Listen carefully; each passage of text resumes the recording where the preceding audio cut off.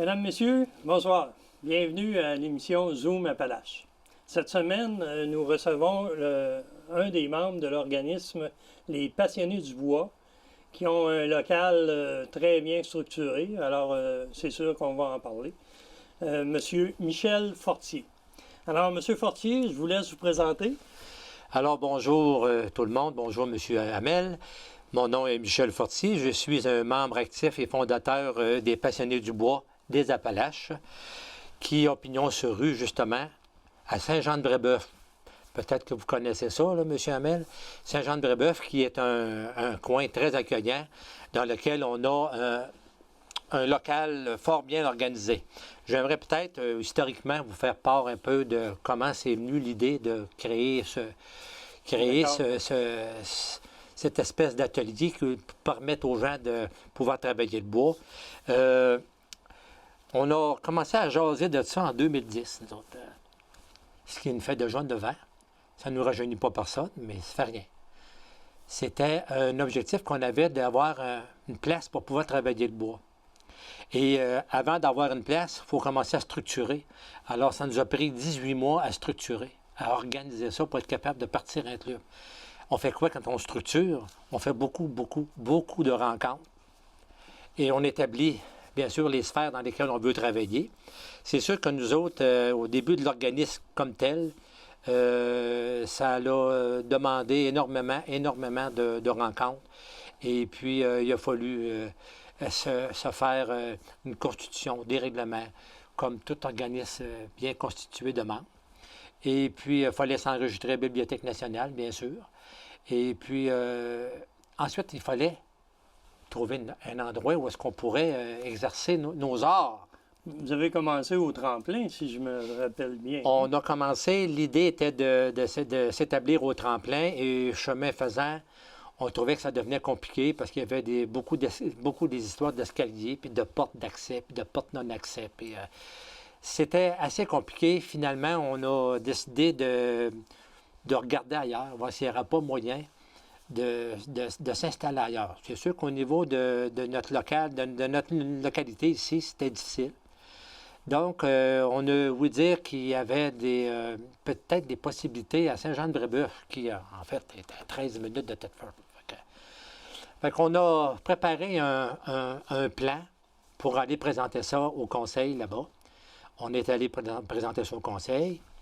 Ils ont regardé ce que c'est qu'on voulait faire. Et puis, ils nous ont demandé un petit laps de temps pour réfléchir à ça. Et puis, la réponse est venue quand même assez rapidement et assez positivement, qu'on pourrait avoir le sous-sol de l'ancienne église qui est devenu le centre communautaire aujourd'hui. Sous-sol qui avait quand même de très grandes possibilités pour nous autres, puisqu'il y avait 6000 pieds carrés d'espace, 12 pieds d'eau. C'était tout nu, il n'y avait absolument rien dans le local, il fallait tout bâtir. Il était sur le ciment.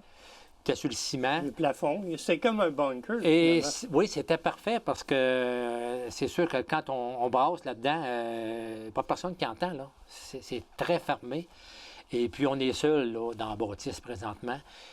Il vient des fois par moment dans l'année où il peut y avoir autre chose, mais on s'arrange entre nous autres. On est des gens civilisés, on est capable de se comprendre assez rapidement.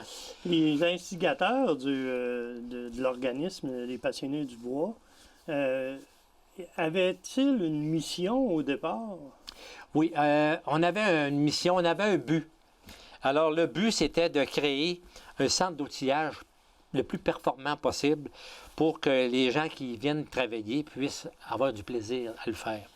C'était de permettre aussi l'accès à ceux qui voudraient, dans leur passe-temps, là, soit rendus à la retraite ou même avant, quelqu'un qui va avoir un atelier bien équipé où ils pourraient travailler.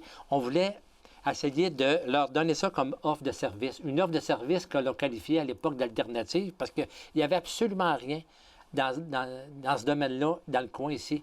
Ça fait qu'on trouvait que c'était original de développer une chose comme ça pour que les gens puissent travailler le bois. Et puis, c'était un besoin qu'on sentait criant dans la région. C'est pour ça qu'on avait formé ce comité-là pour être capable de développer ça. Puis finalement, avec un membership suffisant, on pourrait donner même en cours de route, des formations d'appoint pour les gens qui auraient peut-être moins d'expertise dans ce domaine-là, les autres qui en avaient moyennement ou qui en ont beaucoup. Ils se retrouvent tous là-dedans. C'est un partage. Et puis, on peut partager toutes les connaissances des uns par rapport aux autres. Alors, moi-même, j'ai appris beaucoup là. J'avais un bagage de base, mais je n'avais pas le bagage que j'ai aujourd'hui après toutes ces années-là. Envisagez-vous de donner des cours? On envisage à partir de cette année, c'est-à-dire à partir de janvier, de donner des formations d'appoint. Parce que souvent, ce qui nous est demandé des membres, c'est des formations d'appoint. Pas une formation pour gagner notre vie, là. Une formation d'appoint. Je vais faire telle affaire. Il me manquerait, par exemple, tel domaine, là, il me manquerait ça. Bien là, on pourrait le donner. Et ça, on veut le donner à partir de... Ça serait établi comme étant le samedi de chaque mois, qui serait prédéterminé dépendamment des achalandaires, qui sera offert aux membres à un prix là, très, très minime. Et puis, on pense même à l'ouvrir aux non-membres pour les emmener, pour leur montrer ce que c'est le club. Puis s'ils viennent chercher une formation d'appoint, tant mieux. Mais ça pourrait peut-être aussi leur permettre d'accéder au club. Ce genre de formation-là pourrait être subventionné, je présume? Là, présentement, on n'en est pas dans l'histoire de subvention pour la formation. C'est qu'il y a des membres qui sont capables de donner une petite formation de base un samedi pour des gens qui en ont besoin. Sans être nécessairement en subvention, c'est le club qui l'offre. C'est l'organisme lui-même qui l'offre. Ça fait que je pense que ça pourrait être positif. Ouais. Là. Mais l'organisme comme tel, est-ce qu'il y a eu ou il y a encore, s'il y en a déjà eu, des subventions parce qu'on sait, de l'avoir visité, l'atelier, des outils assez performants, là, performants, c'est-à-dire. Puis, il y en a beaucoup. Alors, c'est des frais, ça? En termes d'équipement, vous évaluez à combien la machinerie qu'il y a là? En termes d'équipement, je vous dirais qu'on a 75 000 à peu près d'équipements. Bien entendu, dans l'ensemble des équipements-là, ce n'était pas tous des équipements neufs au départ, mais c'était des équipements d'industrie, donc très performants et capables de faire le job. Au niveau des subventions, on en a eu des subventions, on en a demandé. On en a eu en concomitance avec la municipalité. On en a eu aussi des demandes seules qu'on a faites pour l'achat, bien sûr, de nouvelles machineries. Parce que dans un organisme comme ça, il ne faut pas stagner, il faut toujours développer, il faut toujours amener du nouveau pour intéresser et pour fidéliser nos membres. Parce que c'est un organisme où ça bouge, hein, ça bouge toujours. Il y a toujours un 20 % de tournant dans un organisme comme le nôtre. Les mines de la région de Thetford, quand ils ont fermé, chacune des mines avait un service d'ébénisterie. Est-ce que vous avez bénéficié un peu des outils de ces mines-là? Ou... Non. Au niveau des mines eux-mêmes, non, on n'a pas. Non, on a surtout bénéficié de l'ancien tremplin, là, où est-ce que c'est qu'il y avait de la machinerie, là, il y a plusieurs années. Où est-ce que c'est qu'il s'est donné des cours en ébénisterie, puis on remonte à longtemps. Il y avait encore de la machinerie là, qu'on a pu récupérer pour utiliser. C'était de la machinerie de l'école de métier du temps? C'est ça. Et puis nous, on a ajouté toute la machinerie qu'on a achetée en cours de route. Et puis, je te dirais, là, M. Hamel, qu'en termes de jour et nuit, on est passé de la nuit au jour. Comme faire une image, là, comme un atelier est devenu extraordinaire comme on a là. Les membres, vous en avez combien présentement? On tourne toujours autour de 50 membres. À chaque année, il y a toujours un 20 % qui bouge, ce qui fait qu'on joue entre 40 et 50 membres pas mal tout le temps. Ça joue là-dedans. Et puis, ce sont les membres, par leur cotisation, qui assurent le fonctionnement annuel. Okay. Bien sûr que si on ne faisait que ça pourrait être difficile parce qu'on charge 275 pièces par année. Moi, j'allais vous le demander. La cotisation, 275 275 pièces par année pour être membre et ça leur donne droit à toute la machinerie qu'il y a là. Ce qui n'est pas cher. Quand quelqu'un connaît ça un petit peu, il se rend compte que ça vaut à peine d'être membre. Mais nous autres aussi, on fait des expositions, on vend du stock dans des expositions. Il faut sortir pour aller se montrer. Comme on est un organisme qui est existant puis qui existe, bien à ce moment-là, il faut sortir pour le faire. Donc, on fait la relève l'été. On fait le chemin des artisans l'automne. Fait qu'on est de plus en plus connus. Puis, on ne peut jamais être assez connu. faut tout le temps faire de la promotion. C'est de quel genre de promotion? Vous faites des meubles puis vous les présentez? On fait de la promotion, on peut faire des meubles, mais ce sont des affaires très artisanales. Puis ça peut pas être à grande échelle. Et on fait beaucoup de petites choses là, pour les maisons. Là, genre planche à découper, planche à fromage, planche à bûche, etc. Là, tout ce qui peut rentrer dans une cuisine, on fait tout ça. Alors on fait ça, on présente ça, et puis on en vend au moment où on fait les expositions. Puis ça, c'est tous des sous qui reviennent à l'organisme pour être capable de le faire, continuer à le faire marcher. Moi, j'ai visité lors du chemin des artisans. À chaque année, l'organisme des passionnés du bois, le local est ouvert pendant les 2 fins de semaine du chemin des artisans. Et puis, c'est vraiment des belles choses à voir. Il y a beaucoup de jouets aussi.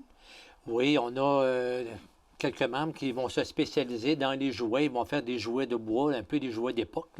Puis il y a des jouets qui sont tellement beaux. C'est des reproductions de la ville minière. Là. Tout ce qu'il y avait de camions puis dans les mines, c'est des reproductions. Donc, c'est quasiment pas des jouets, c'est plus des affaires à émettre sur la table de la cheminée. Des pièces de collection. Oui, c'est ça, c'est ça. Bien, c'est vraiment intéressant. Mais je sais aussi qu'il y a des gens qui profitent pour devenir membres des passionnés du bois quand ils ont un projet particulier, soit de se faire une table de salon ou j'ai vu des lits. J'ai même vu des gens qui ont fait des armoires de cuisine au complet. Ils ont refait leur cuisine. Ils sont allés aux passionnés du bois. Ça, c'est un membre qui fait ça. C'est un membre qui fait ses armoires de cuisine. C'est pas Pierre-Jean-Jacques, là. C'est quelqu'un qui est membre qui fait ses armoires chez eux. C'est ça. Lui, il peut les faire. On a tout équipé pour faire ça. Au lieu de s'acheter des outils pour Au le lieu faire. de s'acheter des outils, il s'en vient là, puis il fait tout ça, là.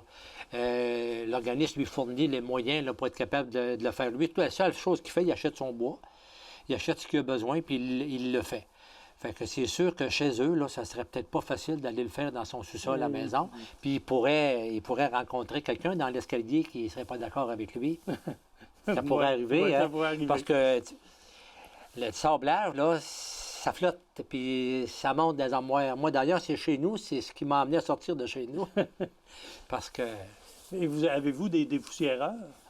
C'est fou l'équipe, là. On est très bien équipés. On est gros dépoussiéreurs. On en a même plusieurs parce qu'on a un central, là, qui récupère pas mal tout ce qu'il y a de poussière. On a des mini dépoussiéreurs pour certaines machines qui sont plus exigeantes. Et on a aussi 3 dépoussiéreurs électroniques suspendus au plafond qui sont aussi très performants. Donc, il n'y a pas vraiment beaucoup de poussière dans notre organisme. On tient à ce que, d'abord, on a beaucoup de gens d'un certain âge, on ne voudrait pas le faire de la peine ou le faire souffrir de quelconque façon. Ouais. Donc, on essaye de ne pas avoir trop de poussière. Il y aurait peut-être des gens qui sont allergiques à la poussière aussi. C'est sûr, c'est sûr. Mais le milieu... Le milieu est quand même assez bien tenu. Et puis, c'est sûr qu'on a des exigences là, au niveau de l'entretien. Là. Il faut que ça soit toujours très bien entretenu. Puis, c'est probablement le secret qui fait que ça fonctionne. Vous avez parfois des commandes de certains groupes pour, mettons, des boîtes à fleurs.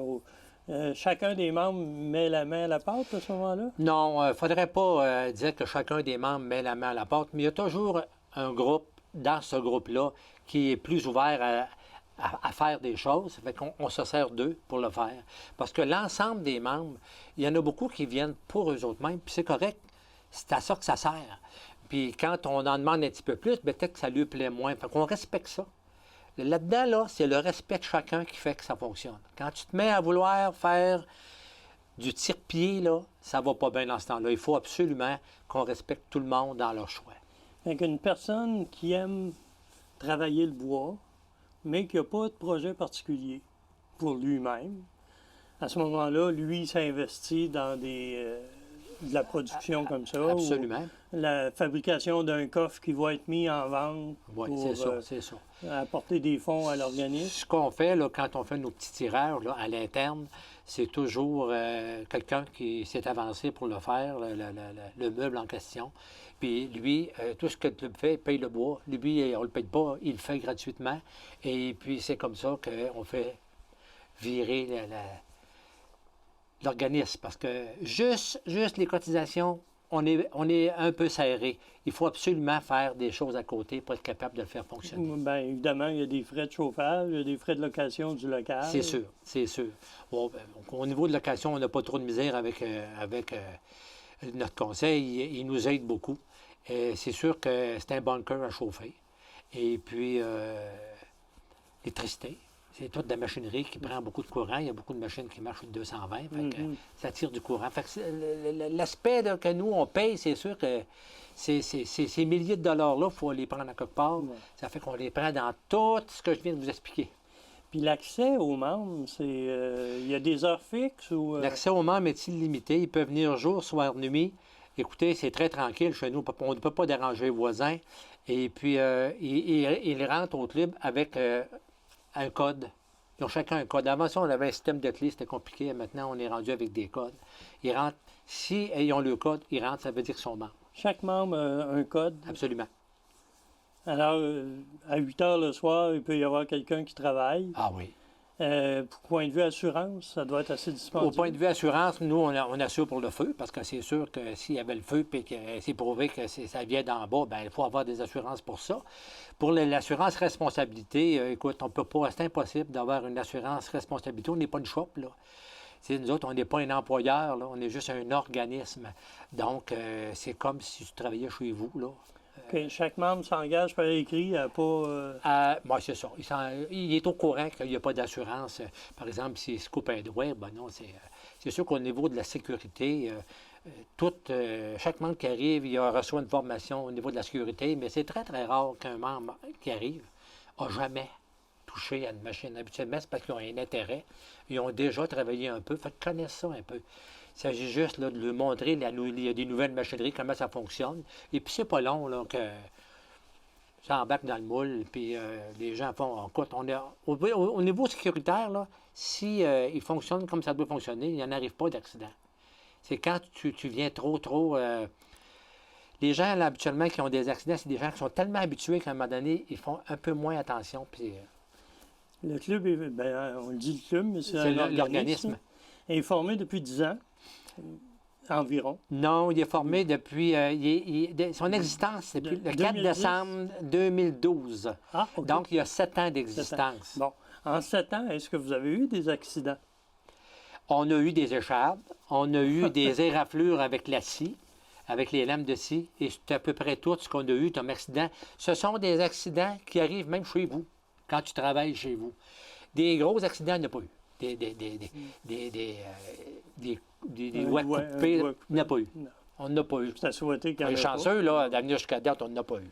Bien, en principe, s'il y a une formation en sécurité qui se donne au départ, il n'aura pas. Et on répète souvent, là, même en cours de route, là, il y a des gens qui travaillent puis qu'on voit qu'il y a des choses qui ne sont pas sécuritaires. OK.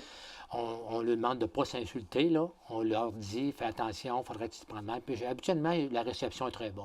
Les gens disent, c'est vrai, je me suis oublié un peu. Bon. C'est correct. Écoute, c'est tous des adultes, majeurs et vaccinés, fait qu'ils savent très bien que si ça arrive, on va leur dire comment ça, c'est arrivé. Puis c'est ouvert à n'importe qui. Absolument. Vous avez des membres qui proviennent de quels endroits? Écoute, on a des membres qui viennent de partout, du milieu minier, scolaire, on a des médecins, on a de tous les domaines, le domaine hospitalier, des mondes qui viennent de partout. Majoritairement des gens de Thetford ou... Majoritairement, 70 c'est des gens de Thetford, puis on en a de la région alentour, là, Kenner, Leeds, Inverness, Saint-Ferdinand, tous les gens alentours, on en a qui viennent de là aussi. Et on en a, de temps en temps, on en a un du local. Du local même, Saint-Jean-de-Brébeuf. Ah, OK.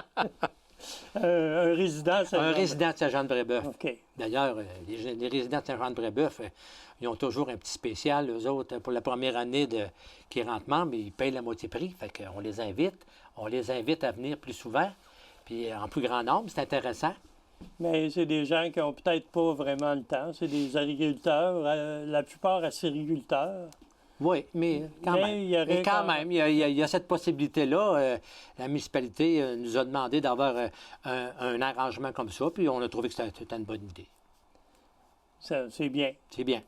Absolument. On aimerait ça que les gens disent « Hey, c'est tellement bien qu'on va y aller. » Mais c'est ouvert aussi à tout le monde de la MRC. Absolument. Ils peuvent venir. On a même des membres de Québec. Il y a des gens qui viennent de Québec. On a 3 membres de la région de Québec qui viennent parce qu'eux autres, on était allés à Mentora, nous autres, au niveau de Beauport. Puis à Beauport, ils ont des listes d'attente pour l'organisme qu'il y a là. Et puis, c'est plus petit que nous autres. Et puis, En termes d'espace? En termes d'espace. Puis, c'est pour ça que quand ils viennent ici, ils disent « Regarde, moi, ça me fait rien de faire 1 heure de route, puis d'être organisé comme on est organisé ici, là. » Mais je pense qu'au Québec, des organismes de ce genre-là, il y a Beauport, effectivement. Il n'y en a pas à tonnes. Il n'y en a pas à tonnes. Il y a ici. Je peux vous dire qu'ici, là, on est assez avant-gardiste pour ce qui est d'avoir un atelier comme ça. Puis les gens qui viennent d'ailleurs, particulièrement quand on fait le chemin des artisans, ils arrivent puis ils viennent d'ailleurs, puis c'est des gens, des fois, ils aiment ça le bois, puis ils en ont, ils ont des ateliers dans leur coin, ils n'en reviennent pas, là, de ce qu'on a comme offre de service, là. Je trouve ça extraordinaire. Fait que j'imagine que c'est pas moi qui le dis, là, ça vient d'autres. Bien, c'est ça. Mais c'est sûr que nous autres, on est assez fiers de ce qu'on offre. Bien, il faut le visiter pour savoir vraiment. Là. Oui, c'est ça. Puis avec les années, je présume que vous avez fait de l'amélioration aussi. Parce que vous avez pris ça, les murs étaient... Il n'y avait rien. C'était ouvert. Et puis, on a tout érigé, on a tout fait de A à Z. Et puis, à chaque année, on fait de quoi de nouveau. On instaure de quoi de nouveau, on achète de quoi de nouveau en machinerie. Et puis, c'est tout ce que je vous ai dit tantôt qui nous permet de pouvoir faire ça. Parce que le jour où on n'a plus ça, c'est plus difficile. Et puis, il faut toujours intéresser le membre. Il faut toujours l'intéresser. Mais même... en termes de promotion, vous en faites beaucoup ou vous faites juste Chemin des artisans, Festival de la Relève? C'est déjà beaucoup en termes de promotion. C'est déjà beaucoup en termes de promotion parce que c'est toujours le même monde qui s'implique. Bénévolat. C'est comme dans n'importe quoi, là. C'est qu'à un moment donné, on ne peut pas non plus aller à tout faire parce qu'il faudrait travailler à temps plein là-dedans. Puis déjà qu'on fait beaucoup de temps parce que, écoute, les gens du conseil d'administration donnent énormément de temps. Un conseil d'administration de combien de membres? Il y a 7 membres. 7 membres. C'est composé de président, vice-président, secrétaire, trésorier, puis il y a des directeurs. Ce qui fait qu'on est 7. Et puis chacun a une tâche spécifique. Et puis c'est ça qui permet d'être opérationnel, puis de ne pas non plus tout mettre sur le dos des mêmes personnes, mais de répartir un peu la tâche. Puis c'est ce comité-là qui s'occupe des orientations de l'organisme. Absolument. Puis lui, il fait rapport à tous les ans, parce qu'on rencontre nos membres à tous les ans pour faire rapport de ce qui s'est passé durant l'année. Puis je te dirais même qu'on fait plus que ça, parce qu'on fait toujours 1 ou 2 journées d'information en cours de route d'année. Ça fait qu'ils sont quand même au courant. Puis les demandes viennent aussi de notre Assemblée générale pour développer surtout là, de la formation, comme on parlait tantôt. OK. Au niveau scolaire, je sais qu'à un moment donné, l'école anglophone de la région a donné des cours ou sensibiliser les étudiants. On nous avait demandé si il y avait une possibilité d'avoir de la formation directement à l'atelier. Et puis, on s'était organisé avec eux autres. Ils venaient avec un autobus, puis un groupe d'élèves, puis ils venaient travailler. Puis, il y avait un superviseur de l'école et il y avait un superviseur de l'organisme qui les aidait pour... ils ont fabriqué des bancs là, pour un organisme, pour leur organisme. On a fait plusieurs bancs. Les jeunes les ont fait superviser. Donc, ils ont appris à travailler avec la machinerie qu'il y avait là. Et puis, je pense que ça a été intéressant pour eux autres. Et puis, nous autres, ça nous donne une visibilité plus grande.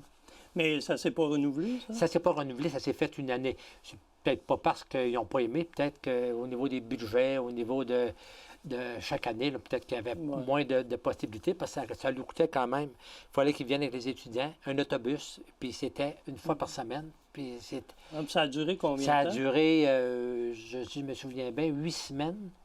Fait qu'ils sont venus, là. Ils sont venus beaucoup. Les jeunes ils ont vu comment ça fonctionnait, un atelier. Fait que peut-être que dans le futur, là, quand ils seront moins ados, peut-être que dans le futur, ils auront de l'intérêt pour ça. Il y a peut-être des parents qui vont y aller de ces enfants-là. Absolument, aussi. Absolument. Ça touche tout. Ça touche les familles.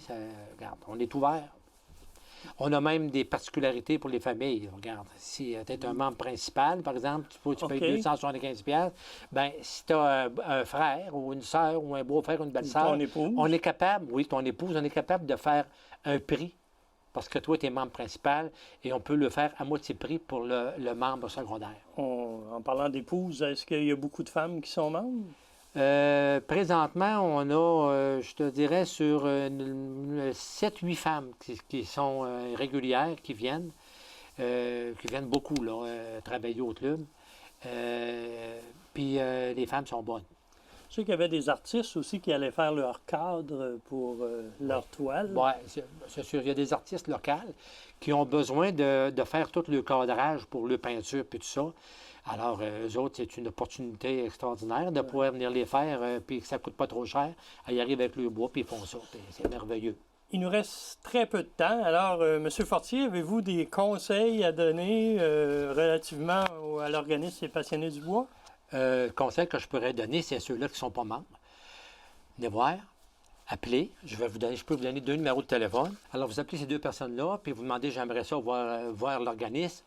On va se faire un plaisir d'aller vous montrer ça. Et puis, si vous venez le voir, c'est sûr que vous allez devenir membre.